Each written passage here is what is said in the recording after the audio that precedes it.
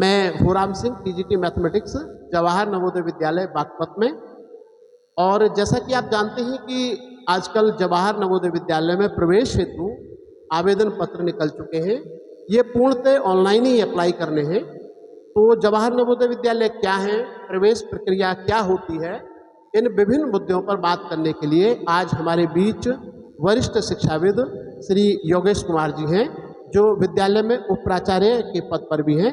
Sir, बहुत बहुत thank you sir, thank you. Sir, मैं आपसे ये जानना चाहूँगा कि जवाहर नवोदय विद्यालय क्या है।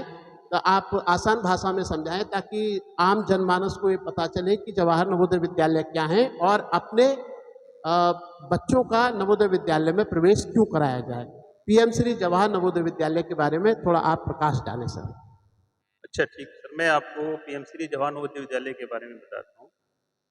एक्चुअली पीएम श्री जो जवाहर नवोदय विद्यालय हैं, पीएम श्री स्कीम के अंतर्गत हैं।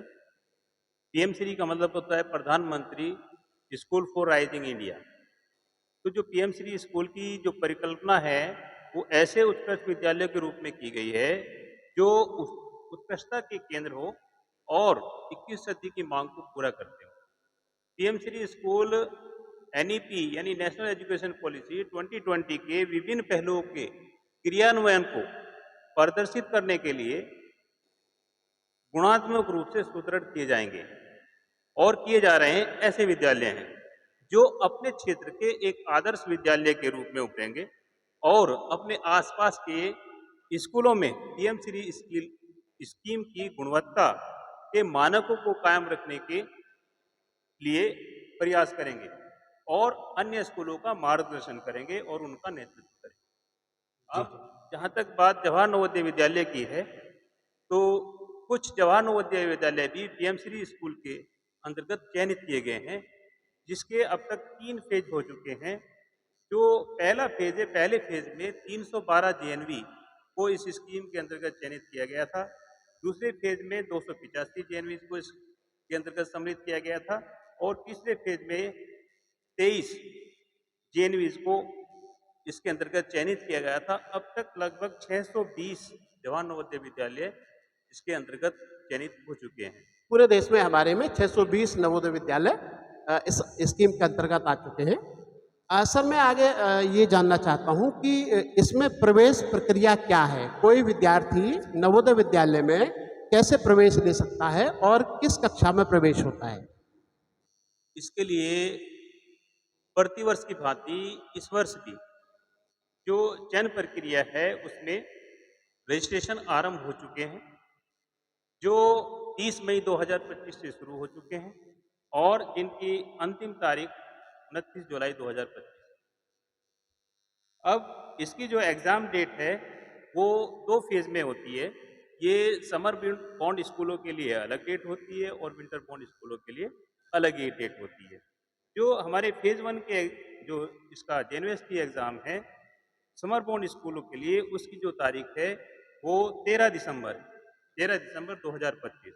और जो विंटर बॉन्ड स्कूल हैं उनके यूनिवर्सिटी एग्जाम से मतलब है आपका जवाहर नवोदय विद्यालय सिलेक्शन टेस्ट, जिसके अंतर्गत ये एग्ज़ाम किए जाते हैं। उसकी जो विंटर बॉन्ड स्कूलों की जो एग्ज़ाम डेट है वो 11 अप्रैल 2026 है। तो सर, इसमें कौन बच्चे अप्लाई कर सकते हैं, वो कौन सी कक्षा में अध्ययनरत होने चाहिए, उनकी उम्र क्या होनी चाहिए, इस पे जरा प्रकाश डालें। सर, जवाहर नवोदय विद्यालय में विद्यार्थियों के प्रवेश के लिए मैं आपको एक सूक्ष्म जानकारी देना चाहूँ, तो इसको आप 2, 3, 4 पार्ट में आप बता सकते हैं। पहले तो उनका एज क्राइटेरिया क्या होना चाहिए, उनकी एलिजिबिलिटी क्या होना चाहिए, उनका निवास और अध्ययन के विद्यालय, पूर्व विद्यालय क्या होने चाहिए। तो पहले एज क्राइटेरिया के मैं बारे में बताऊँ, तो जो स्टूडेंट 1 मई 2014 और 31 जुलाई 2016 के बीच पैदा हुए हैं, ये उनकी डेट ऑफ बर्थ इसके अंतर्गत आती है। इंक्लूसिव जो बोर्ड डेट है, यानी 1 मई भी उसमें आएगी और 31 जुलाई 2016 भी दोनों ही डेट इसमें शामिल है। इसमें शामिल है। 31 जुलाई को भी जो पैदा हुआ है और 1 मई को भी जो पैदा हुआ है। तो जो बच्चे इस जो एज रेंज में आते हैं वो 2026 के यूनिवर्सिटी एग्ज़ाम के लिए योग्य होंगे, अप्लाई कर सकते हैं। सर इसकी अप्लाई करने की लास्ट डेट क्या है? इसकी जो अभी लास्ट डेट अप्लाई डेट करने की अभी मैंने बताया आपको, जो क्लोजिंग डेट है 29 जुलाई 2025 है, जो अभी तक प्रेज़ेंट। जी। सर किस वेबसाइट के माध्यम से बच्चे इसमें अप्लाई कर सकते हैं? इसकी जो वेबसाइट है मैं अभी आपको बताऊँ जो हमारा सभी जो अब तक जो ये नवोदय एग्ज़ाम टेस्ट कराया जाता रहा है, वो एक वेबसाइट है navodaya.gov.in जो हमारे नवोदय विद्यालय समिति की जो मुख्य वेबसाइट है या फिर ये दूसरी एक वेबसाइट इस पर्टिकुलर पर्पज़ के लिए लॉन्च की गई है, वो है https://cbse.rcil.gov.in/nvs। जी, जी, जी। इस तो दर्शकों आप अपने बच्चों का जब आप इसमें आवेदन करें तो विशेष ध्यान रखें कि ये वेबसाइट इसमें है और इन्हीं के माध्यम से आपको अप्लाई करना है। सर नवोदय विद्यालय में जो बच्चे पढ़ते हैं उनकी फीस कितनी लगती है? अभिभावक ये जानने के लिए बहुत उत्सुक होते हैं कि अगर नवोदय विद्यालय में उनके बच्चे का दाखिला होता है तो उन्हें कितनी फीस देनी पड़ेगी? सर जवाहर नवोदय विद्यालय में एक्चुअली ये जो पूरी फुली रेजिडेंशियल स्कूल है, इनमें जो फीस है वो नए के बराबर है और कक्षा 6 से 8 तक के किसी भी विद्यार्थी के लिए किसी भी प्रकार का कोई शुल्क नहीं है। कक्षा 6 से कक्षा 8 के बीच किसी भी प्रकार का कोई शुल्क नहीं है। कोई शुल्क नहीं उनको सर मुफ्त में भोजन दिया जाता है, स्टेशनरी दी जाती है, इसका भी कोई पैसा नहीं लिया जाता है? नहीं, उसमें किसी चीज़ का कोई पैसा नहीं लिया जाता है। जो भी अध्ययन के लिए सामग्री उनको दी जाती है, उसका कोई पैसा नहीं दिया जाता है। इवन बच्चों के जो मेंटेनेंस के लिए, जो बोर्डिंग के लिए, लॉजिंग के लिए जो फैसिलिटी चाहिए उनकी, वो भी यहाँ अवेलेबल होती है। इवन बच्चे के खान-पान से रिलेटेड, उनके रहन-सहन से रिलेटेड और इवन उनके जो यूनिफ़ॉर्म है उसकी धुलाई, इवन जो हेयर कटिंग है, जो भी बच्चे के लिए आवश्यक सुविधाएँ उसको घर पे चाहिए, वही यहाँ पे उपलब्ध कराई जाती हैं। और सभी फ्री ऑफ कॉस्ट होती हैं, जिसका कोई चार्ज नहीं होता, कोई फ़ीस नहीं होती। लेकिन एक हमारे यहाँ स्कीम होती है विद्यालय विकास निधि। तो विद्यालय विकास निधि के माध्यम से जो छात्र 9 से 12वीं क्लास के हैं और जनरल या ओबीसी बालक छात्र हैं, उनसे एक नॉमिनल शुल्क 600 रुपये प्रति माह लिया जाता है।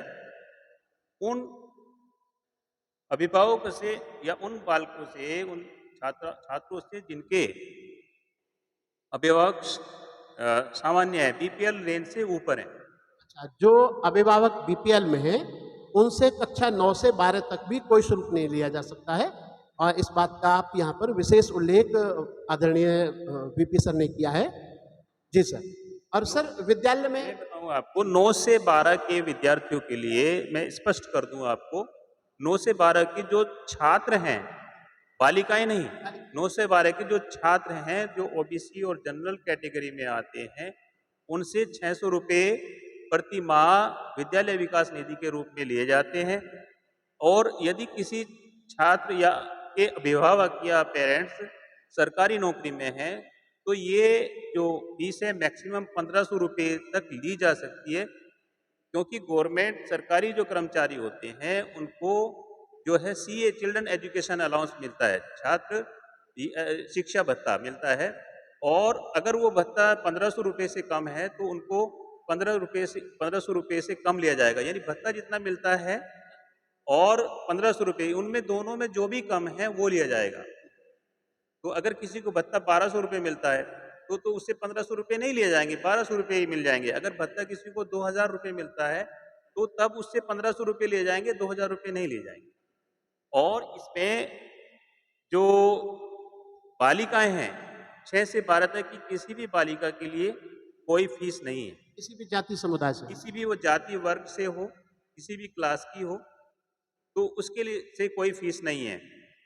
दूसरा एक छूट है जो बीपीएल के अंतर्गत छात्र आते हैं, चाहे वो जनरल कैटेगरी को, एससी के, ओबीसी के हो।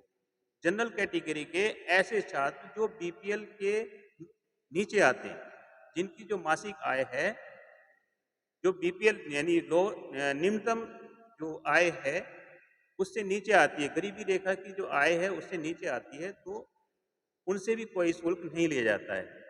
और जो दिव्यांग है, दिव्यांग से भी कोई शुल्क नहीं लिया जाता है। और जो छात्र हैं, दूसरे छात्र जो बालिकाएँ हैं, वो तो मैंने पहले ही आपको बताया, उनसे भी कोई शुल्क नहीं लिया जाता। अभी वीपी साहब ने बताया हमें कि कक्षा 6 से कक्षा 8 तक भले ही वो किसी भी जाति से हो, किसी भी धर्म से हो, उनसे कोई भी शुल्क नहीं लिया जाता है, चाहे वे लड़के हों, चाहे वो लड़कियां हों। लेकिन कक्षा 9 से कक्षा 12 के बीच सामान्य और ओबीसी वर्ग के विद्यार्थी जो बीपीएल में नहीं है, उनसे एक मिनिमम फीस जो 600 रुपये प्रति माह है, वो ली जाती है। सर, मैं आगे आपसे जानना चाहता हूँ कि विद्यालय में क्या-क्या सुविधाएँ होती हैं? जैसा कि मैंने अभी बताया आपको, विद्यालय में जो लॉजिंग की जो भी फैसिलिटीज़ है, जो एक रहने के लिए आवश्यक होती हैं, वो सभी सेवाएँ, सुविधाएँ प्रदान की जाती हैं। बालक-बालिकाओं के लिए जो है अलग-अलग छात्रावास हैं। उनको स्टार्टिंग से जो लॉजिंग के लिए चीज़ें प्रदान की जानी चाहिए, उनके जो दैनिक कार्य के लिए जो चीज़ें प्रदान की जानी चाहिए, वो सभी प्रदान की जाती है। इवन बेडशीट, मैट्रेस से लेके मच्छरदानी तक उनके रहन-सहन के लिए भी प्रदान की जाती है। और डेली यूज़ में जो आइटम्स होते हैं, इवन उनके टूथ ब्रश, नहाने की साबुन आदि जो भी दैनिक ज़रूरत की चीज़ें हैं, वो सब प्रदान की जाती है। तीनों समय जो मेस में खाना है, वो प्रदान किया जाता है। रही बात एजुकेशन के लिए, तो उन्हें सभी प्रकार की जो एजुकेशन के लिए चीज़ें स्टेशनरी चाहिए होती हैं, वो प्रदान की जाती है, नोटबुक्स प्रदान की जाती है, फ्री ऑफ कॉस्ट बुक प्रदान प्रदान की जाती हैं। और जो छात्र के लिए उनके सर्वांगीण विकास के लिए अगर खेल-कूद में जिनकी जिस प्रकार की खेल-कूद में रुचि है, उनके लिए कोच की व्यवस्था की जाती है और आवश्यक जो खेल सामग्री है, उसकी व्यवस्था की जाती है। ये आपने बहुत इम्पोर्टेंट बात बताई सर कि जो बच्चे खेल-कूद में इंटरेस्टेड हैं और दूसरी अदर एक्टिविटीज़ में इंटरेस्टेड हैं, जैसे या और दूसरी शैक्षणिक गतिविधियाँ हों, साइंस मॉडलिंग है, साइंस में मॉडल बना के भेजना है, साइंस विज्ञान प्रदर्शनी हो, ये इन सब में भी बच्चों को आगे बहुत ज़्यादा उनको सुविधाएँ मिलती हैं। एक्चुअली सर, अभी जो है, जब से जवाहर नवोदय विद्यालय एक पीएम श्री जवाहर नवोदय विद्यालय के रूप में परिवर्तित किए गए हैं, उनकी गुणवत्ता में और भी सुधार आ चुका है। अभी हमारे यहाँ और लगभग 2 करोड़ के आसपास, अब मैं एग्जैक्ट फिगर तो नहीं बता सकता, बट बहुत सामग्री ऐसी है जो बच्चों के कॉग्निटिव ही नहीं बल्कि सर्वांगीण विकास के लिए जरूरी है। जैसे अभी पीएम श्री स्कूलों में एआर वीआर लैब स्थापित की जा रही है, एआई लैब स्थापित की जा रही है, अटल टिंकरिंग लैब स्थापित की जा रही है। कुछ जो चीज़ें हैं, जैसे एस्ट्रोनॉमी लैब, वो पहले से ही कुछ नवोदय में है। और मतलब कहने का मतलब जो है, जो 21st सेंचुरी के लिए आवश्यक स्किल्स की देश को आवश्यक होगी, ऐसे स्किल को डेवलप करने के लिए पीएम श्री जो स्कूल हैं, जवाहर नवोदय विद्यालय हैं, वो एक अग्रसर भूमिका निभाने जा रहे हैं। हाँ, सर, जैसे अभी जो नवोदय विद्यालय में बच्चे पढ़ते हैं, जैसे वो कक्षा 10 में आते हैं और 12 में भी, तो दक्षिणा फाउंडेशन के बारे में सर कुछ प्रकाश डालें। दक्षिणा फाउंडेशन है, एक्स नवोदयन है, सुपर 100 है, इसमें बच्चों का सिलेक्शन किस प्रकार से होता है? और सिलेक्शन होने के बाद अभिभावकों को कितनी फीस देनी पड़ती है? या उसके बाद उनका सक्सेस रेट क्या होता है? इसके बारे में थोड़ा प्रकाश। सर, दक्षिणा फाउंडेशन और जैसे आपने बताया एक्स नवोदयन फाउंडेशन और सुपर सुपर 100 फाउंडेशन, ये एक इनके साथ नवोदय विद्यालय का एक कोलेब्रेशन है। और जो नवोदय विद्यालय के कक्षा 11 के छात्र होते हैं, उनके जो हैं ये अर्धवार्षिक जो परिणाम हैं, या जो एनुअल एग्जाम से पहले जो उनके एग्जाम है, उनके बेस पर, और जो 12th क्लास के बच्चे हमारे एग्जाम दे रहे होते हैं, 10th क्लास के बच्चे एग्जाम दे रहे होते हैं, उनके प्री बोर्ड सेकंड के एग्जाम में उनके प्रदर्शन के आधार पर ये चयनित किए जाते हैं। फिर उनका स्क्रूटनी होती है, एक टेस्ट होता है। ये दक्षिणा फाउंडेशन और जी, ईएनएफ कराते हैं। जी, दक्षिणा फाउंडेशन और एक्स नवोदय फाउंडेशन ये कराते, और उस टेस्ट में जो बच्चे क्वालिफाई करते हैं, तो वो अगले साल 1 साल की फ्री कोचिंग के लिए, अपनी फर्दर स्टडी के लिए, जैसे नीट हुआ, जेईई हुआ और क्लेट हुआ आदि के लिए, जो तैयारी के लिए कोचिंग के लिए जाते हैं। तो सर इसमें अभिभावक को कोई पैसा नहीं देना पड़ता है? इसके लिए अभिभावक को कोई भी फीस नहीं देनी होती। ये पूरे साल की ट्रेनिंग नवोदय की भांति फ्री ऑफ कॉस्ट होती है। जैसे नवोदय में पूरा खाना-पीना और रहन-सहन की जो सुविधाएँ उपलब्ध होती है, वहाँ पर भी खान-पीन और रहन-सहन और अध्ययन की सभी सुविधाएँ प्रदान की जाती हैं। सर ये जो दक्षिणा फाउंडेशन में जो बच्चे जाते हैं या ईएनएफ में या सुपर 100 में, इनका पास प्रतिशत या इनका रिजल्ट कैसा रहता है? अ, राम सर, मैं ये एग्ज़ैक्ट फिगर तो आपको नहीं बता जी, जी। सकता, लेकिन अनुमानित जो सर? अनुमानित जो है इसका जो परसेंटेज है बहुत अच्छा रहता है, क्योंकि एग्ज़ैक्ट फिगर देना सभी स्कूलों जी, के जी। बारे में सही नहीं है। बिल्कुल। तो लेकिन इनका प्रदर्शन बहुत काबिल तारीफ़ होता है, एप्रिशिएबल होता है। जो नवोदय फाउंडेशन में या दक्षिणा फाउंडेशन में जिनका चयनित हो जाता है, वो लगभग 100% बच्चे अपने टारगेट को, लक्ष्य को प्राप्त प्राप्त करने में सफल होते हैं। जी। मेरा ये मानना है। सर नवोदय विद्यालय में जब कक्षा 6 में बच्चे का दाखिला होता है तो कोई रिजर्वेशन पॉलिसी फॉलो की जाती है? जी हाँ, कक्षा 6 में जो रिज़र्वेशन है, वो पॉलिसी फ़ॉलो की जाती है। एक तो रिज़र्वेशन इनका जो क्षेत्र के आधार पे होता है। जैसे ग्रामीण क्षेत्रों के लिए होता है सर और शहरी शहरी क्षेत्र के बच्चों के लिए जी, होता है? ग्रामीण क्षेत्र के लिए और शहरी क्षेत्र के लिए इसमें अलग से सीट्स का रिज़र्वेशन होता है। ग्रामीण क्षेत्र के लिए लगभग 75 सीट का जो है परसेंट रिज़र्वेशन होता है, और जो अर्बन के लिए होता है वो 25%। 25% का रिजर्वेशन होता है। कुल सीट दर्शकों इसमें 80 सीट होती हैं कक्षा 6 के लिए। और मैं आपकी जानकारी के लिए बता दूं कि नवोदय विद्यालय में सिर्फ कक्षा 6 में ही प्रवेश किया जाता है। लेकिन कुछ सीटें अगर खाली रह जाती हैं तो लैटरल एंट्री के द्वारा कक्षा 9 और कक्षा 11 में भी प्रवेश परीक्षाएं होती हैं। उसके लिए आवेदन जब बाद में निकलेगा तो हम वीडियो के माध्यम से आपको दोबारा से सूचित करेंगे। तो सर नवोदय विद्यालय में लड़कियों के लिए भी प्रतिशत है? हाँ, इसमें जो है लगभग 1/3 वन 1/3 जो है 30% के आस-पास आप कह सकते हैं, जो रिज़र्वेशन होता है बालिकाओं के लिए होता है, और शेष में जो है ओपन होता है बॉयज़ और गर्ल्स के लिए।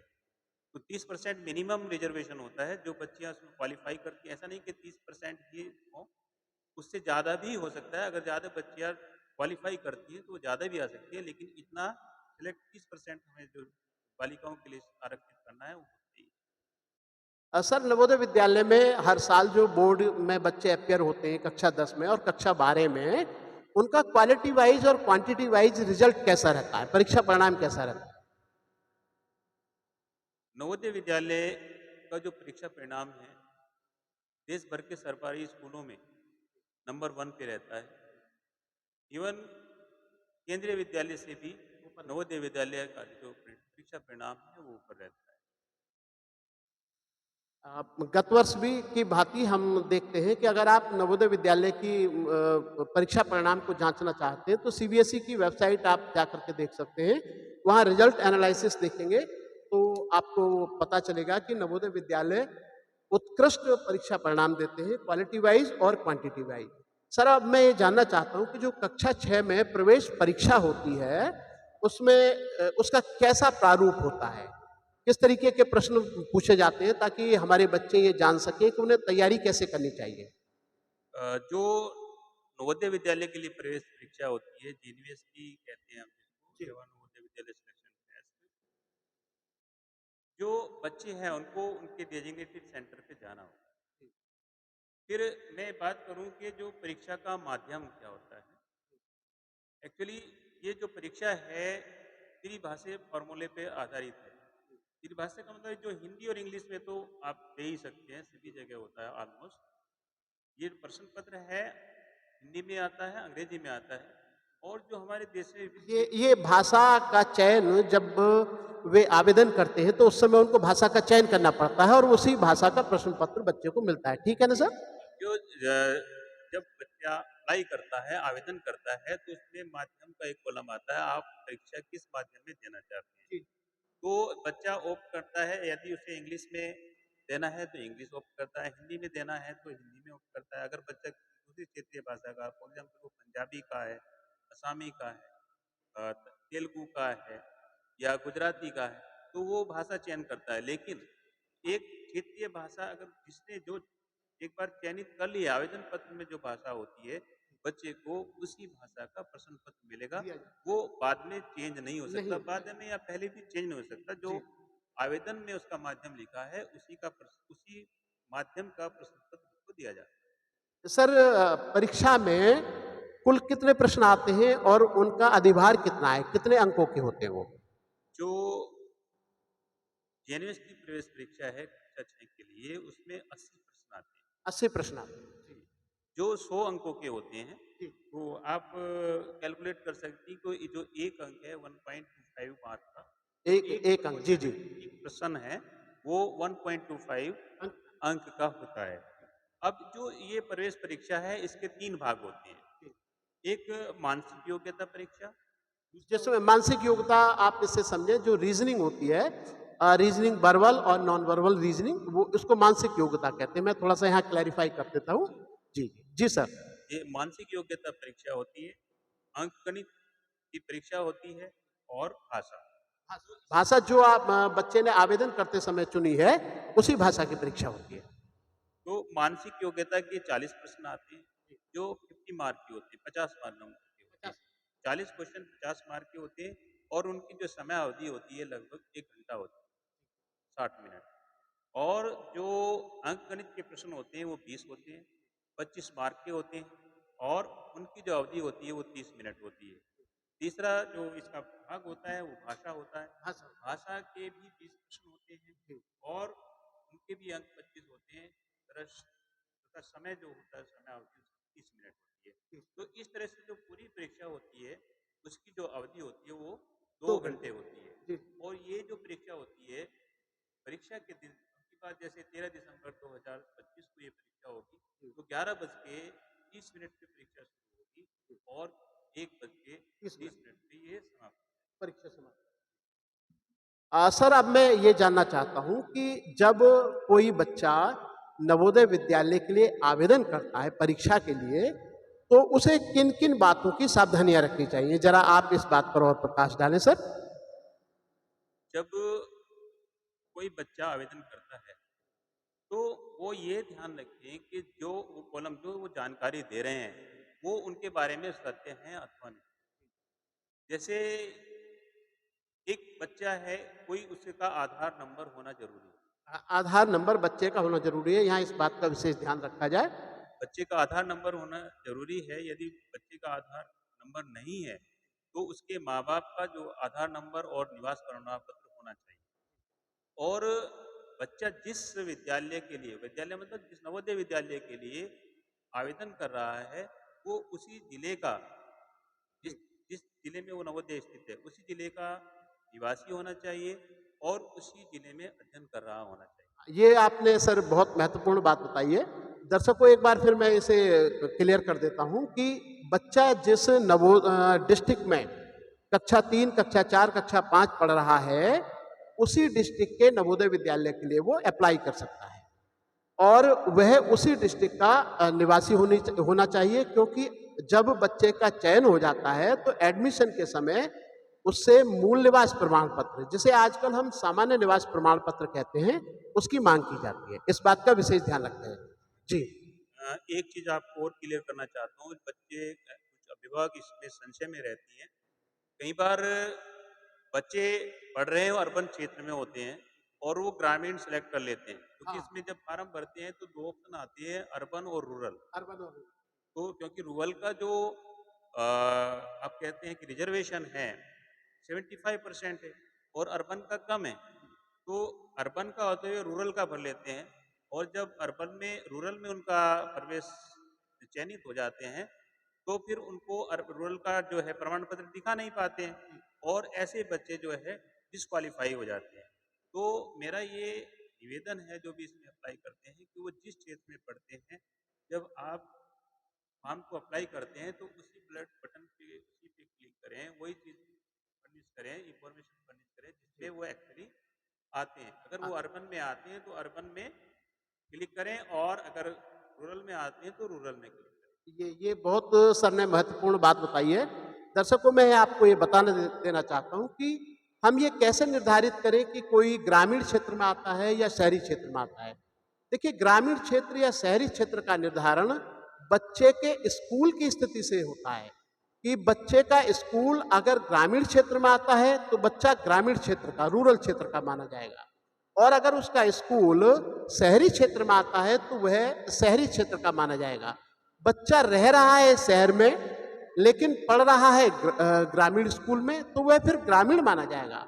या इसका उल्टा अगर हम देखें कि अगर कोई बच्चा गांव में रहता है लेकिन उसका जो प्राइमरी का स्कूल है, प्राथमिक विद्यालय जहां से वो कक्षा 5 में पढ़ रहा है, अगर वह शहर में आता है, शहरी क्षेत्र में आता है, नगर पालिका के क्षेत्र में, तो बच्चा वहां पर शहरी क्षेत्र का माना जाएगा। एक बात और विशेष ध्यान देने की ये है कि कक्षा 3, कक्षा 4, कक्षा 5 बच्चे ने नियमित अध्ययन किया हो, और अगर कक्षा 3, कक्षा 4, कक्षा 5 में कोई भी एक कक्षा उसने शहरी क्षेत्र में पढ़ी है तो वह शहरी क्षेत्र का ही माना जाएगा।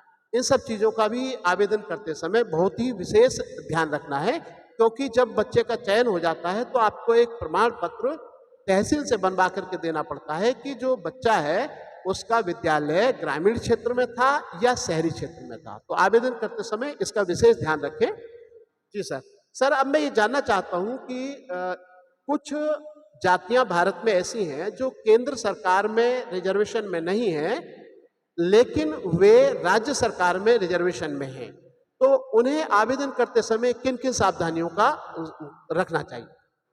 और हम जी, ये आपने बहुत ही अच्छा क्वेश्चन पूछा है। अब निश्चित ही जो हमारी जो सेंट्रल गवर्नमेंट की जो एक सूची होती है और एक स्टेट गवर्नमेंट की सूची होती है, जो जिसके अंतर्गत जो जातियां हैं वो कैटेगराइज होती है, जनरल, ओबीसी, एससी, एसटी, इसी तरह से सेंटर में होती है। लेकिन कुछ जातियां ऐसी होती हैं कि वो स्टेट गवर्नमेंट में ओबीसी में आती हैं और सेंट्रल गवर्नमेंट की लिस्ट में वो जनरल में आती है। तो जब वो स्टेट के हिसाब से ओबीसी ऑप्ट कर देते हैं और उनका जो सिलेक्शन होता है ओबीसी, जो प्रवेश परीक्षा है हमारी, वो सेंटर की सूची के अकॉर्डिंग होती है। तो जो उनका सिलेक्शन होता है वो ओबीसी कैटेगरी में हो जाता है या उस कैटेगरी में आ जाता है।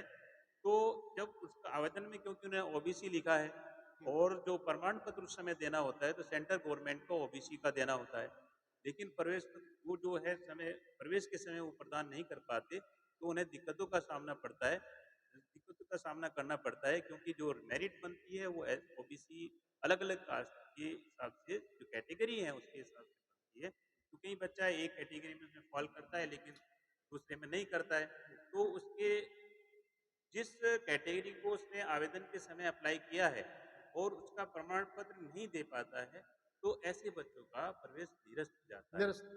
तो मेरा सभी जो अभिभावक हैं जो इस नवोदय विद्यालय प्रवेश परीक्षा के लिए अप्लाई कर रहे हैं, उनसे निवेदन है कि आप केंद्र की सूची में जिस कैटेगरी में आते हैं, जनरल में आते हैं, ओबीसी में आते हैं, एससी में आते हैं, एसटी में आते हैं, वही फर्निश करें।